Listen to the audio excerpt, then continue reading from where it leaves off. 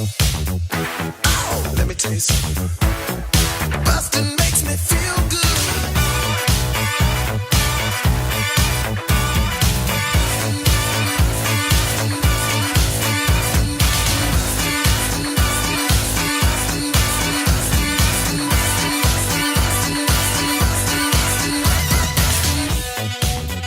Hi, everybody. Welcome to Blockbusting, the podcast where we love to hate the movies. I'm your host, Jay Light. Joining me today on the couch, Tim Groeschel.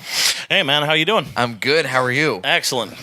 Man, you've come to me with a movie that I have a surprisingly strange, a weird historical basis for. Okay. Drive. Yeah. First of all, before we get into Drive and why you hate it, let me tell you a weird thing. Please. That I don't know if I don't think you and I have ever talked about this part of my life before. So, when I was in college, I interned at the Cannes Film Festival. Did you really? My senior year, or going into my senior year. Okay. Yeah, I was basically, and it's a real not lame, but it was like a program where basically you get tricked into being a waiter for a company, but they're like, but they're cons, so they're like, oh, look at what we get to do. Right. Yeah. So it was like you go there and you put in you work a shift, and then also you get free tickets and you can go see whatever movies you're able to get into. Oh, that's pretty cool, though. It was pretty cool. But that was the year. So Drive was at the festival that year. Okay. And I remember we were waiting because to get into the movies in the big theater for the premieres, for the most part, for any kind of red carpet stuff, you have to be, first of all, dressed in a suit or a tuxedo. And no regular ties. You have to have a bow tie. Really? It has to be a black bow tie because their canon is fucking weird. All right. They had the rule a couple Fucking years French ago. pricks. You can't wear sandals if you're a woman. Oh my God! Come on. They're they're fashion police. Well, yeah, they really are. They're literal, and so they would. So I remember. Never mind the quality of the film. That's unimportant. Exactly. You just have to look the part. So I was waiting in line, and you're waiting in line because you're in the rush line because all the tickets are pretty much gone. I was waiting in line with a bunch of my friends to see Drive. Okay. And I had all of a sudden it didn't look like we were getting in, and then a woman ran up to our group, and she was like, I can't get into this movie because I'm wearing the wrong shoes. I've just told. You got in because of the fashion police? No. She gave me the ticket and said, "How about you go see this movie?" And I was like, But here's the fucking problem. In this group that we were in, there was a girl who I had a thing with. And it was reciprocal, sort of, but she was like, she had just started dating a guy back home. Shit. And so it was like this weird thing where I was like trying to get her basically to cheat on her boyfriend. Right. Come on, we're in France. What does it matter? Exactly, right. Come on. And it was like 2012. It's like, come on, the world's going to end. Come on. Let's make it happen. Yeah, exactly. It's fine. And so I gave the ticket to somebody else so I could hang out with this girl. Did you end up even hooking up with her? We made out a couple times, but that was it. All right. It wasn't worth me skipping out on Drive because my friend came out of seeing Drive, and this is Drive at Cannes got a 10-minute standing ovation. Sweet Jesus. It was crazy. And I remember he came and he was, after he saw the movie, he was like, that was a fucking great movie. And I remember then I was just like, fuck, I should have seen it. Yeah. So then I watched Drive in theaters, and I was like, yeah, I should have seen this movie. I should have, for sure. I'd have seen it at Cannes. I mean, that was also kind of part of the problem for me is why I hated it. It really got hyped up a lot. It did. Let's get into why you hate it. Now that I've told my little story of lost love in summer. Drive, a movie, 2011 American action drama film directed by Nicholas Winding Refn. Yeah, that fucking name. Fucking Danish name. It stars Ryan Gosling as an unnamed Hollywood stunt driver who moonlights as a getaway driver, quickly grows fond of his neighbor and her young son. When her husband is released from prison, the two men take part in what turns out to be a botched $1 million heist that endangers the lives of everyone involved. all the things about this is kind of what infuriates me about this is on paper this movie is so fucking good. Yeah. And like everything about I call this movie less than the sum of its parts. Like it's beautifully shot. It's really kind of gorgeous. Rewatching it recently, I was like, God damn, this is a really well shot movie. Mm-hmm. The cinematography is out of control. And the cast is sick. I mean, it's Oscar Isaacs, Ryan Gosling, Ron Perlman, fucking Albert Brooks turning in a holy shit performance. Right, Bryan Cranston's in this movie. Yeah, it's such a well-cast movie and it's shot beautifully, and yet all of that somehow adds up to a fucking pile of shit. Man. It's so infuriating to me. So I will clarify where I'm at beside. After seeing the movie initially, I was like, oh, this movie is great. I get it. And I was there were parts when I was kind of underwhelmed. Right. But on the whole, I was like, this is a really great movie. I'm glad I'm finally seeing this. And it's stuck with me. And I've seen it at this point about 3 times. Yeah, me and too. every single time I've been able to appreciate it a little bit more. So it sounds like you're having much the opposite reaction. Well, no, actually, I hated it the most on first viewing. Okay. And I have warmed to it a little bit in recent viewings. What was the first viewing like? The first viewing, I was with a handful of friends, and again, we'd all heard of it, so we're like, let's see it. We had just pirated it, and we're watching it in my buddy's living room, and yeah, in about. Again, with the first 10 minutes of the movie are spectacular. In fact, I'll go on record, the first half of the movie is really good. Mm-hmm. It's really interesting. Again, it's beautifully shot. The music, I mean, let's be real, the whole 80s aesthetic retro thing has been burnt to the fucking ground. But at the time, this was very new. Like, look at the retro fucking font they're using with the, you know what I mean, and all that Look crap. at this cool scorpion jacket. Oh, fuck that. That is one of the worst things about this movie to me. Fuck his stupid jacket and his stupid driving gloves. Ryan Gosling, you are not intimidating. What about the toothpicks, though? Oh, yeah, that's what sells it. Yeah. His fucking toothpicks. And he gives one to the kid. It's like a passing of the torch. Don't you get it? Like, fuck you. It is a movie made for pretentious douchery. It really is. Ugh, God. I mean, you're not wrong. Yeah, it's for heat. It's heat for people who never were in a frat house. Yeah. Like that's Fair. basically what it is. It's a movie that definitely, I can see why they premiered at Cannes because it's very art housey. It's art house. There's even literally, I remember this coming up when I read a review of the movie and then watched the movie because Albert Brooks, his character is it's sort of a mob boss kind of guy. Yeah, and if you don't know Albert Brooks, he's a fucking comedian. Mm-hmm. He's been a comedian. He's the voice of fucking the fish from Finding Nemo, for God's sake. And they have him playing a murderous mob boss, basically. And they have that scene where he talks to Ryan Gosling about, I used to make some movies, kind of sexy stuff. They could have called it European. And I remember a lot of reviews were like, this line is the entire thesis of the movie. Yeah, I guess so.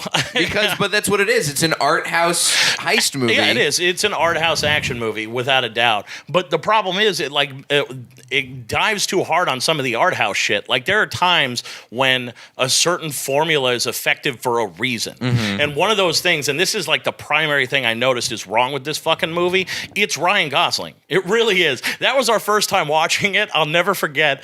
Like, we're like, man, why is he acting like an autistic weirdo right now? Like, this is so bizarre. What an odd choice he's making to do this. He just stares at people as they talk to him and doesn't respond. And if it's with a woman he loves or a mob boss who's about to kill him, he never changes. He's the exact same person with everybody. It's true. It's bizarre. It doesn't make any sense. And then on top of that, it was what really broke it in terms of his performances. My buddy's wife was with us, and she said, hey, do you notice, like, he just waits 5 count before he responds to anything? And we're like, what? And somebody says something to Ryan Gosling, and she went 5, 4, 3, 2, 1, and he spoke exactly on that beat. I was like, oh my God. And from then on, it kind of became a game. And that unfortunately really does help cheapen a performance, right? When you can boil it down to that. Exactly, when it's just sort of so shallow feeling, which again is a bummer. I like Ryan Gosling; he's great. I mean, the weird thing I have with him is he's always kind of got this expression like there's almost this knowing face, like he's in on something. And for certain roles, like Nice Guys that came out, I think last year, I loved that fucking movie. Yeah, With Nice Guys is great. Yeah, that was so much fun. He works great in comedy. It's surprisingly good comedic timing, actually. And then, or like in a Blade Runner, he's supposed to be just this robotic weirdo because he's a robot, so it works. But for this, it just comes across like a guy playing a trick. I feel like I'm watching Ryan Gosling on set instead of a character. Interesting. Yeah. I didn't feel that way. It also doesn't help that he's in a silver jacket with a scorpion on it and driving gloves. Well, he's also, to me, I'm reading that as like he's a guarded individual. Oh, yeah, there's plenty of things to interpret about his character, but that's, again, a problem, is that he doesn't have a core to him. Like, he has no motivation. What is Ryan Gosling's character's motivation? Until halfway through the movie, we don't know it. And halfway through the movie, it becomes protecting the girl and her kid. Right. And that's fine. But again, why is he a driver? Why do cars matter to him? Where was he before this? How did he learn to do any of this? What is he after? Why is he both a stunt driver and a criminal at the same time? And on top of that, why is he such a fucking badass who can just murder people with his feet? Like, there's so much about this motherfucker that we just gloss over. And again, this is where the hero's journey shit is very interesting, straightforward. See, there's a part of me that I totally see where you're coming from, but and there are times in movies when I want those things, and I think for whatever I think maybe because Drive is really fucking slick. It is super slick. I don't think I need to know all that stuff. See, here's the thing. If it was a standard movie, like if it was pretty regular, I'd be fine with it. But it takes too many weird art housey things to have a main character that you know nothing about and that has no motivation and acts like some fucking Rain Man bizarre fucking psycho. So what are some of the art housey touches that you don't like in this movie? Okay, there's a few that I do, obviously. Again, it's really well shot. I think it's beautiful. Beautifully shot. Beautifully shot. But you can have a good movie that's not an art house movie that's shot well. Absolutely. Right? Totally. But, for example, there's the incident probably about 3/4 of the way through the movie where Christina Hendricks gets her fucking head blown off in a bathroom. Yeah. Great look. Oh, man. But it's also its own problem, which is Christina Hendricks is only there for 30 seconds. Like, her character is basically meaningless. She's just a device. You know what I mean? Yeah, she's totally pointless. Her character is, hey, look at how pretty she is. And now watch her head explode. Right, and after Ryan Gosling has punched her in the face. Right, and Don't also, forget. by the way, again, this is supposed to be our hero. Yep. Has just slapped a woman in the face. Yep. But that scene, again, and then like a small sort of gunfight ensues. He ends up shanking a guy with like a fucking a shower rod. Right. Forgot how sweet that was. It is. It's all in slow motion for the most part. And weirdly, there's no music for a movie that really plays on its soundtrack a lot. Nothing is playing there, which I think is great. But then after all of this, he's just sitting there drenched in blood. We hold on him in slow motion for 45 seconds as like nothing happens. And that happens a few times in the movie where we hold on a moment and I'm like, why are we still watching this? What am I supposed to be getting out of Ryan Gosling's weird bloody smirk? Right. Well, there's a lot in this movie now that, and having watched it again with more of an analytical eye and than I've watched it before, there really is a lot of this movie that I think is left to the viewer to assign what they want to believe absolutely is going on inside. And there's Ryan a lot Gosling's of just head. implied things. Yeah. And I'm all for that. My only problem is it didn't go weird enough. If you're going to go fucking weird, go for broke. Like, I liked his most recent movie, Neon Demon, a lot more because it was just fucking bananas. Like, he just, Refn just went nuts on this last movie. Right. And I haven't seen Neon Demon. It's fucking bananas. But also, watching that movie kind of helped me realize something about him. Sort of like when you watch filmmakers, you start to notice certain ticks that they have. And what I'm realizing now watching Drive again, it becomes blatantly clear. Refn doesn't make movies. He films 7 music videos and tries to connect it with dialogue. Interesting. I buy that. Yeah. Well, because part of the thing that this movie does that again, it's so weird to like watch the movie and be like, I usually don't like it when this happens in a movie, but it works here. Right. There's the song, the songs that actually have words. The lyrics, for the most part, are explicitly saying what's supposed to be going on between the characters, and just because it's like I remember watching this movie with friends, and they got really mad about the saying a real human being over and over and over again at the end of the movie, which is an echo, and it happens. Right. And the same thing happens with the Under Your Spell song. And again, that's fine. Ham it up. I'm okay with that. That's not what bothers me. That's not what bothers me either. Being overt is not an issue for me. I think that this movie is for any time that Ryan Gosling is on screen, it's openly vague. And so you have to have something like a song that labels what's going on. Yeah. Or characters who are going to explain what is going on in this, what the subtext of the scene is to some degree. We're like, that's why Bryan Cranston and Albert Brooks both talk a fucking mile a minute in this movie. Absolutely. Because they have to. Yeah. They have and it's also a shockingly short movie. It's like only an hour 40. You know what I mean? You're in and out. It's and real to me, short. though, that is a problem in that none of the characters really have a lot of depth. And that's what that's one of the things that bothers me, is that especially by the end, almost everyone is fucking dead. Mm-hmm. And these should be meaningful moments. And most of the time I find myself not giving a shit. And I'm like, why? You know what I mean? Like, I should feel something. Right. And a similar thing happened with Neon Demon that I'm noticing with Refn. I don't know what it is. I mean, there's certain filmmakers, you watch their movies, they just click with you. Even their bad movies, you still enjoy because whatever aesthetic thing that they bring to it, their taste matches yours. Yeah. And it just works for you. Refn, I think, he's the opposite of that for me. He's like my Achilles heel. Because like when I was watching Drive, every time I've watched it, and then when I watched Neon Demon, the same exact thing happened.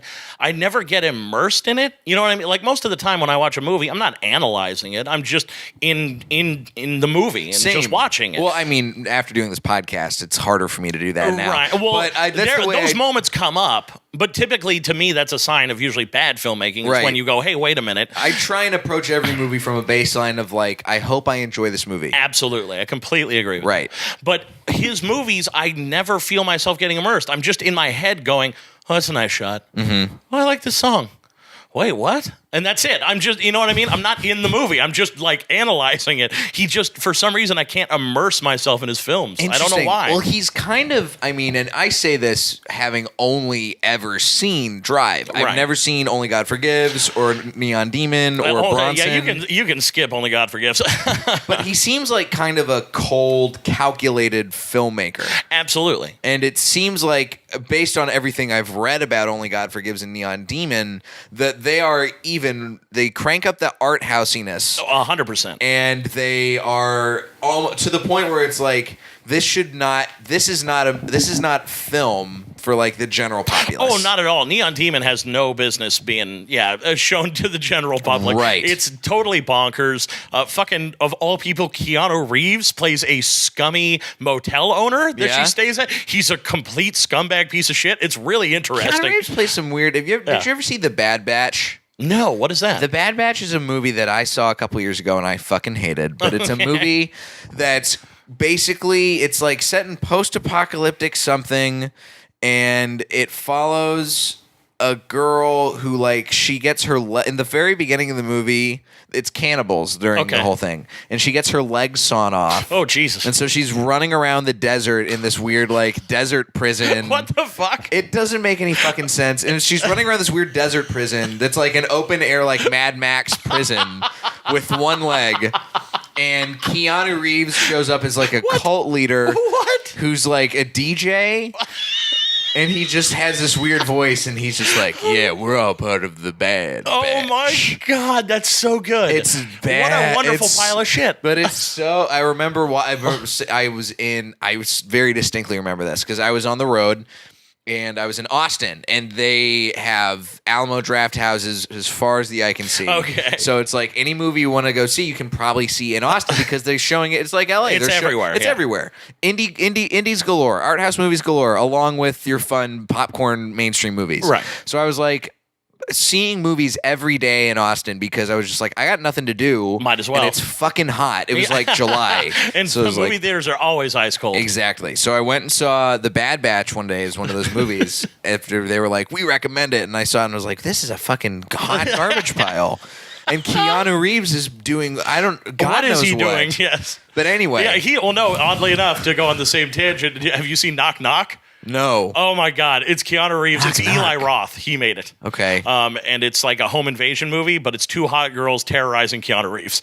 It's really dumb. Oh, I remember seeing trailers for this. Yes, it's a horrible movie. However, I would say it is worth watching for one scene. Okay. Where Keanu Reeves is tied to a chair, and they've just essentially said they're going to kill him, and he goes off on a tangent for about 3 minutes, and it's one of the funniest pieces of filmmaking I've ever seen in my life. Yeah. Keanu going off like it's better than almost anything in the room. Like it's that level of jeez. just he is going for broke, acting his nuts off with some of the most absurd dialogue ever put to a script. It is wonderful. I highly recommend it for its stupidity. Let me ask you this, because I think this actually kind of ties in well with your dislike of Drive. Mm-hmm. So it sounds like, from what I'm hearing, that Right. a lot of what you don't like about this movie involves Ryan Gosling and the way he plays the driver. Correct. Because it's a blank slate. It's an empty canvas. But it's not. There's a lot implied about the guy that Right. that doesn't add up or make sense, or you know what I mean? But he's playing him as like he's a cool customer, right? He's supposed Yeah. to be like the Steve McQueen, Absolutely. cool fucking dude. If there were a different actor playing Ryan Gosling or playing the driver instead of Ryan Gosling, Could have worked. do you have anybody in mind, like, who might Not be off the good for top that? of my head, but I got one. Let's just swap roles. Oscar Isaac is him, and Ryan Ooh. Gosling as the scummy husband who comes that's back. interesting. I think he would have killed it because I think Oscar Isaac is fucking brilliant. That guy is so good. He's great, and Yeah. I do think Ryan Gosling can play a pretty fucking solid scumbag. Absolutely. I love Blue Valentine. I was just going to and say he's Blue scummy Valentine as is the hell in go-to. Blue Valentine. Oh my God, that is a gut wrencher of a movie. That's one of really those is. ones where you like after the first time you're like, I think that's enough. I don't need to see it's that so again. sad. Well, that's the thing. It's like it's interesting that you bring up the whole like the feeling disconnected from watching a Nicholas Winding Refn movie. Yeah. I saw a movie this week. Have you seen High Life? High Life? No, what is So that? High Life's a movie that's basically like if 2001 was about fucking instead of about Okay. whatever, like robots taking over. Okay. And it's a movie that I watched, and it's a very cold art housey space movie. Okay. And I remember watching it. Wait, it's science fiction? Science fiction. Okay. It's basically the plot of the movie is Robert Pattinson and some other people play people who are death row inmates. Andre 3000's in this movie Oh also as a my death row inmate. God. They're death row inmates who get launched into space because they volunteer for a program that they are told is going to help figure out, like, solve the energy crisis, to Okay. go and harness energy from a black hole, like harvest gravitational energy. Okay. But then the person who's in charge of their flight is also this weird, like, psychosexual doctor lady. Oh, Christ. Who does sexual experiments on them. Oh, God. And tries to give birth to babies in space. What? There's also a sequence involving a part of the ship called the fuck box. And it's a Yes. wacky movie. Oh my God, this sounds wonderfully awful. It's really here's the thing. I think I've been thinking about it a lot. Right. And it's a movie that I'm definitely like, I don't want to watch it ever again, but I can't help but like, God damn, this is a bold filmmaking vision, and I appreciate that. Hey, look, man, I will take somebody swinging for the fence any day. That's- all yeah. right. If you're gonna, I take your shot, man. Mm-hmm. You know what I mean? Take a big swing at something, and yeah, most of the time it's probably not going to work. But the ones that do are legends, man. They're the Right. best. You know what I mean? Go for fucking broke. And that's the thing, I appreciated it about that movie. And there's a part of me that, like, now that I'm talking about Drive with you haven't changed the way I feel about the movie, but I'm definitely like, oh, I see exactly, like, Nicholas Winding Refn as a director is basically trying to do his best job to straddle the line between mainstream filmmaking and art house filmmaking. Absolutely. With this movie. But if that's the case, we already have a guy who does that. His name's Christopher Nolan. He does it Right. better. You know what I mean? Yeah. He's the guy who does that.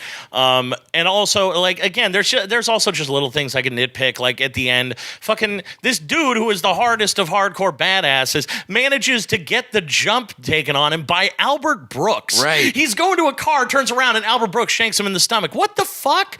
This guy is a fucking god, and we just saw him stomp a guy's head into paste in a fucking beautiful. elevator. Mwah. That scene is wonderful. I love it. But again, it just immediately goes to that. I'm like, this doesn't make any sense. And also, we're gonna watch the rest of the fight via their shadows on the fucking parking lot ground, and that's a moment where I'm like, dude, art house at certain moments, not now. Like, you know, pick your shots. This. What are some other nitpicks you got with it? Okay, there's one. Another one is, of course, Oscar Isaacs just shows up and then he's just dead pretty quickly. Yeah, we don't have time to necessarily give a fuck about him. He's in maybe 7 to 10 minutes of this movie tops. Yeah, before being wasted. Yep. I like one piece of art housiness that I enjoy is that we never actually see any of the heists. We just see it purely from his perspective, being in the car. Right. Liked that a lot. That was fun.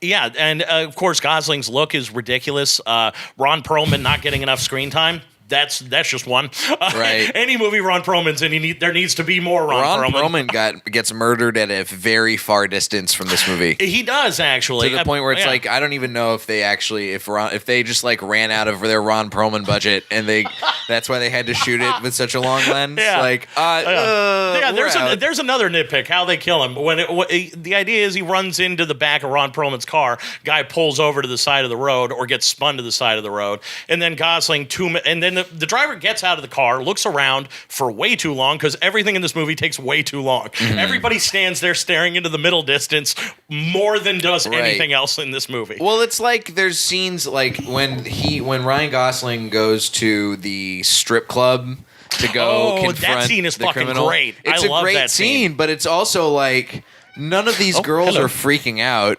They're all just they're not. I can't tell if it's like they're acting like that because they're supposed to be. The probably obvious answer is, this is probably some shit they see frequently. That or I also assumed they were high. Right. I thought that was part of it, was a drug thing. But the other interpretation of it is, well, Nicholas Winding Refn this is again his vision. The commentary on the commentary, putting a hat on a hat of like, I'm just gonna have all these hot topless chicks just watching while insane violence is about to happen. Yes. And I can totally understand that. There is those weird disconnect at certain moments, and I understand that. But yeah, it's a lot of that's why, oddly enough, the best part of the movie is the stuff that, like, it's just him and the girl. Mm-hmm. Like, those awkward moments instead come across as strange, not romantic necessarily, but as sexual tension. Yeah. Which adds up and makes sense. Yeah. You know what I mean?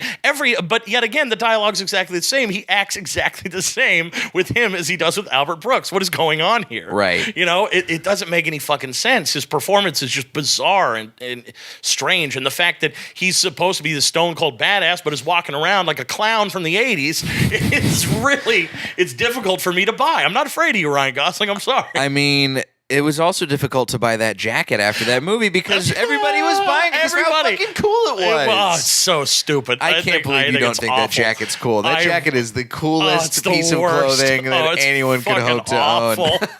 I hate that jacket. There's a part of me when I was watching it again, because I haven't watched this movie. It's been a couple years since I watched it, and I haven't.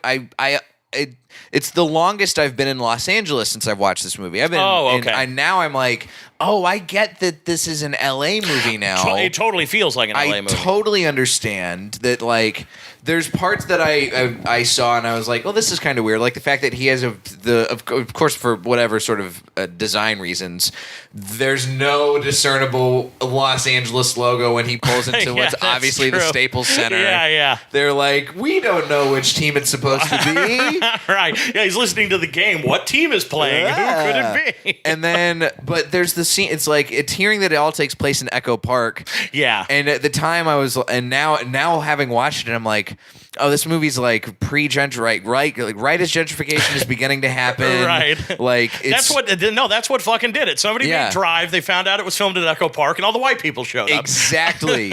Nicholas Winding Refn is the architect of gentrification. He ruined Echo Park. I mean, there's literally like, oh God. You know who Refn kind of reminds me of in a way, in the sort of clinical weirdness and the LA, really doing the LA thing, is Michael Mann. Well, that's the. I remember have never seen Heat. Really? Yeah, I've never seen Heat. And there's another movie that he's really famous Collateral. for. I've seen Collateral. Okay. But between those two movies, and he makes a lot of sort of the Heat. I know he's known for, and this got a lot of comparisons to Heat. Yeah, because it's a heist movie in L.A. So of course, it's gonna get that. But yeah, so what's Michael Mann's? Because I've seen Public Enemies and I've seen Collateral. Okay. And that's my entire Michael Mann filmography. Okay, well, that gives you a good sort of sense of his style and direction. And it's all, again, much like Revenant, it's all very clean, very slick looking. There's a lot more handheld in those particular movies. Okay. Heat has far less of it, though there is still plenty of it. It's just used more sparsely. Right.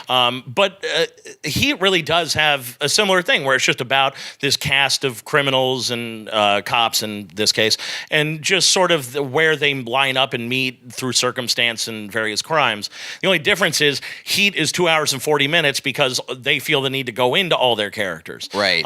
And that can be a good and a bad thing. Personally, I enjoy it, but it's up and down, whereas Drive was just much more streamlined and just like straight to the point. Here you go. You know what's crazy about the script for Drive? It's 80 pages long. Really? Yeah. There's not that much action. Shaved down to the bone. Yeah, but there's not any action in it, really. Like, hardly any. You know what I mean? Which like, I there's know a lot of there's like people- 2 chase scenes. Right. I know that's a complaint for people. Personally, I could give a shit. You Yeah. know what I mean? If a movie's good, it's good. I don't care how much action it has. You know what I mean? It can have one fucking fight scene. As long as it rocks, that's all that counts. Right. So. But there's a lot, but that's the thing. I feel like a lot of it's probably like there's no dialogue for the driver. Right. A lot of his thing, it's probably just like the driver stares, and Yeah. that's repeated. Just you can find the script and Control F, and it's like 100 instances of that happening. That's true. Which is, it's a good way to keep your script short. There should be just the phrase awkward pause, like throughout that entire fucking beat. This is Beat, the movie. And it's Ryan especially- Gosling stomps a man's head until it turns into strawberry jelly around his foot. It's especially weird when the other people around him don't act like that at all. You know what I Right. mean? Like, the other people act very much sort of like archetypical characters. Like, what's that? Ron Perlman is very much just scummy, low-level gangster. Right. Like, But he's playing that to a T. But he's even got, and that's the thing, he's even got like a level of, like, there's one scene that I don't remember how I missed it before, but like it adds a shade to his character where he's like, they still like, the mob does not appreciate him because he's Jewish. Yeah, that's like a true. shade that like, yeah, that's right. Man, The poor line guy. was like, "They call me kike to my face." It Yep. was like, God damn. Yeah. that's hardcore. It and I hurt- think that's the same scene too, which I love, where like they're talking about they got to waste people. Anybody Yep. who knows about this, and Albert Brooks just gives a nod to the other guy who's at the table eating, and Rob Perlman just turns around, like he Yep. doesn't even say anything. Stabs him in the eye with a fork right at Albert Brooks being violent. I mean, he should have gotten an Oscar nomination. We need to do more of that. There Yeah. needs to be more of Albert Brooks being fucking creepy. I would 'Cause love to he's see- shockingly good at it. I think if Nicholas Winding Refn ever decides to go back to making fairly mainstream movies again, Yeah. he should do the prequel of Drive, where you just get to see Albert Bernie Brooks. Rose. Yeah, that'd be great. I would love to see him. I would assume doing something to help break Bryan Cranston's pelvis. Oh yeah, that's Right? right. Well, no, because they mentioned it was It actually was Nino who did that, right? Yeah, it was. It Ron was Perlman's guy. Ron Perlman's Yeah. character who did that. Yeah, But I would love to see this. I would love to see how this tree, because those The three guys three of clearly them, all yeah. know each other beforehand. I want to see that meeting. and they have like that weird. They all have kind of weird relationships with each other that are really great. Yeah. Also enjoyed fucking Cranston's death scene is really interesting. Like with the handshake and then he just slits his fucking wrist. It's over. Yeah. It's done. Yeah, like wow, what a cold, weird way to do that. You know. I love part of this movie too. I really love that it is Bryan Cranston, because I can always imagine like there are a lot of parallels between him and Walter White, and as far as like in the fact that they're losers way in over their head. right, who try and talk themselves out of, or try and talk everyone else around them out of the situation. Yep, totally. This is like pre Heisenberg Walter White, where Yeah. it's like I remember watching the scenes where he's like in the garage, and I'm keep thinking back to like, oh, this is Walter White with the box cutter Yeah. and he's trying to keep himself from being killed. Yeah. It's like that is peak. It gets to me. Oh yeah, Cranston's always fucking great. Oddly enough, like completely off topic, I'm listening to an audiobook right now of a Vietnam vet just talking about the war. Yeah. It's called The Things They Carry, and it's narrated by Cranston. I know the things they carry. Yeah, the audiobook's narrated by Bryan Cranston. I had no idea. I just started either. out and he started talking. I'm like, wait a minute, I know that fucking voice. We had to read some stuff from the things they carried in school. Oh no shit. It's a fascinating book. It is. It's really interesting. Really well written. It is. I'm kind of shocked how good it is so far. It's but Drive, man. Yeah. It's like, is there anything else that you think could have been done to make this movie more something that you appreciated the first time and not something that you've had to sort of grow to, like, all right, I guess I begrudgingly accept? Oh yeah, I hated this movie far more the first time I saw it. This second time I warmed up to it a lot more. Right. But what do you think could have been, like, is there a specific change or something in that realm that, like, if it had been like that from the jump, you wouldn't have had to be convinced? I don't know, actually. That's an interesting question. Not that I know of, not really. Like, it's probably just my taste in movies growing over time that made me appreciate it more. What I mean? What's your favorite movies? What are some of the ones that'd be up there for you? I mean, the first one that definitely got me into it in general was Saving Private Ryan. I mean, I like movies ever since I was a kid, obviously, but that was the first time. I was 14, I think. Went to the movies with my dad and saw that in the theater. It was so packed, there was literally not an open seat to be had. People sat in the fucking aisles. Wow. It was crazy how busy it was. Some fire hazard shit. Yeah, and again, I'm 14 years old seeing that fucking movie. That was intense as shit. I've still never seen Saving Private Ryan. You've never seen Saving Private Ryan? It's intense. The last episode is about Jurassic Park. Right on. Spielberg is one of those guys. I just have not seen a huge amount of his filmography. Okay. And I need to get back into watching it. Well, Saving Private Ryan is definitely the best, most recent movie he's made. Let's put it that way. Like that, to me, that is like him at his peak right there, well, along with his other movies that are already acknowledged to be amazing, like Schindler's List, shit like that. Yeah. But yeah, Saving Private Ryan is definitely, like, that one was so intense in the theater. After it was over, my hands hurt because of how hard and how long I'd been gripping the seat, the armchair of the seat. It was one of those things. It just burrowed into my fucking brain. You know what I mean? And ever since then, I got way into movies. And yeah, my top tier ones, I mean, I love Fincher to death, so Seven has always been up there for me. God, what else? Nolan, when he first showed up, like, I'll like always Memento have it. and Yeah. Well, yeah, basically, oddly enough, there was, for a second there, Nolan hadn't missed yet.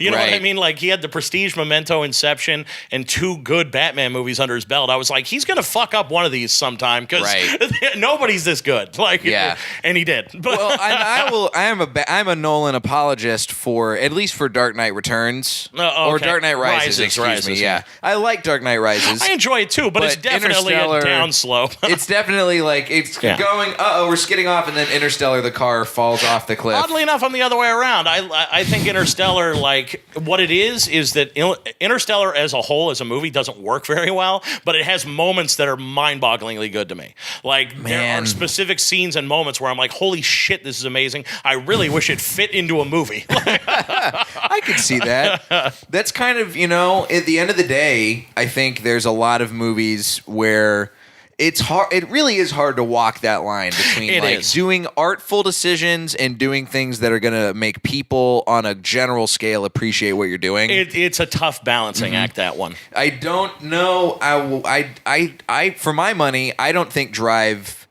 does that, and I think that part of I still really like the movie, but part of its flaw is that it does try to do that. Oh, you think it should have just gone full art house? I'll let it lean. I think it does. I think it's right on the edge of where it should be. Okay. I think maybe if it was a little bit more, I want to. You know what I really want to see is you get into the movie so early on with that first heist. First heist. Yeah, which is great. And I would like to have seen a final, just one more heist-ish sequence. Because it doesn't really build to anything. It has its big first heist, and then we have the one in the middle that goes horribly wrong, and then the movie just sort of tapers off from there. Right. Like, one moment just falls into the next, and that's where it goes off for me. Like, that's where it all starts going wrong. Right. There's a moment, like, I remember watching it again now, and there's a moment when he goes to Nino to the pizza place, and he has the mask on. Yeah. And I'm like, I want you to go in there and fuck shit up. Yeah, there. that's what's weird is it's him standing there looking in the restaurant and looking directly at Nino, and you're like, oh, here we go, some shit's about to go off. Is the hammer coming out? Right. How's he doing this? And then all of a sudden it just cuts to them leaving. Right. Immediately, you're like, wait, what happened? What's going on here? Well, it's like, did you see Mandy?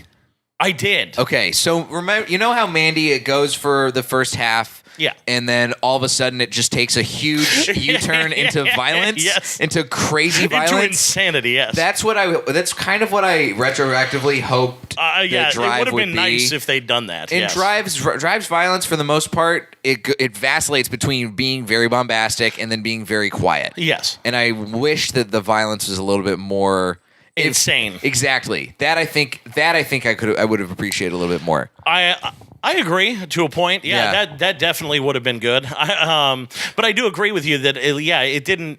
Nothing happened. It just sort of tapers off after that middle heist goes wrong. But and for my money, I can still really appreciate Drive, and I still for me it's still. I couldn't even tell you where I have it ranked right now, but for me, it's definitely like a top 50 movie for me. No shit, it's that high up for you. Yeah. Wow. I take a very extensive, we'll talk after I get off the air because I don't want to nerd out too much on the podcast. All right, that's fair. Yeah, I still really like it. I think I think it's close to great. It's not quite a great movie, but it's a really, really good movie. For my money. Yeah, And I think it's a really interesting movie. Yeah. That I think the problem with it is that so many people like it, and I'm like, are you not seeing what I'm seeing here? Like, what the fuck? Like, it really got under my skin that so many people loved it. And when I'm like, are you not understanding that I'm not rooting for this autistic weirdo who's slapping around women? Like, fuck this guy, he's an asshole. The dude fucking a married woman while her husband's in prison. This is not a good man. Why are we rooting for him? You know, part of why I root for him is that I don't imagine Ryan Gosling fucking Carey Mulligan. Yeah, because I just imagine we only see him them like kiss once. Yeah, I imagine him and it's like right before he murders someone with his foot. sort of holding her hand, and like maybe he seems Weird like Charlie the kind Brown of guy. romance. Yeah, he seems like the kind of guy who would pay a prostitute just to watch her masturbate while he like chews on a toothpick in the corner and doesn't come. That's what Ryan Gosling is to me in this movie. Yeah, that sounds about right. Actually, that's a perfect description of what he would do. Tim, thanks for coming in, man. Oh, thanks for having me, dude. This was a lot of fun. This was a lot of fun. And Edgar, of course, is clearly a big fan of yours too. Where can the listeners find you? I know we just had your podcasting partner on here a couple episodes back. Yeah. We just got that podcast rolling on. It's Let Them Fight. Got our own page on Facebook and Instagram. My Instagram's t.groeschel. Twitter @closepistachio. That's me. Cool. Yep. You can find me at Diet J on Twitter and Instagram. jlightcomedy.com for show dates. And if you're in Arkansas and you're listening to this as it's coming out, I have a show tonight in hold on. That's the downside of banking up episodes, is that all of a sudden you're like, wait a minute. You're trying to do the time. I'm already out of Arkansas, guys. You missed your fucking chance. You had your shot. You missed your shot. Sorry. Come see me in LA. I got show dates on my website. You could have did it. You fucked up. You done fucked up. You fucking blockheads. That's my fan base, by the way. The blockheads. It's right there in the name. It's right there. It's right there. It's almost so obvious I hate you. Hey, there's a lot about this show that makes people feel that way.